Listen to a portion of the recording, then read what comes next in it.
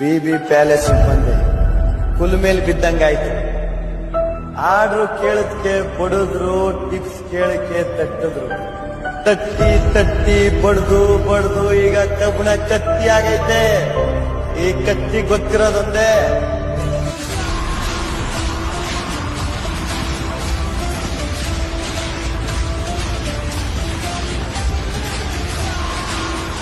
ಕಾಡಲ್ಲಿ ಪ್ರಾಣಿಗಳು 2 ಹೆಜ್ಜೆ ಹಿಂದೆ ಹೋದು ಅಂದ್ರೆ ಹುಲಿ ಬಂದಿದೆ ಅಂತ ಅರ್ಥ.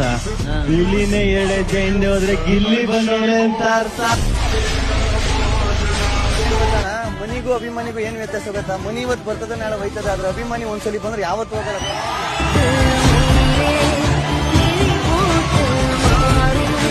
ಆತಿನ ಪ್ರೀಸವನು ರಾಜಕಾರಣಿ ಆಯ್ತಾನೆ, ಜನರನ್ನ ಪ್ರೀಸವನು ರಾಜ್ಕುಮಾರ್ ಆಯ್ತಾನೆ ಅಂತ ಹೇಳ್ದೆ.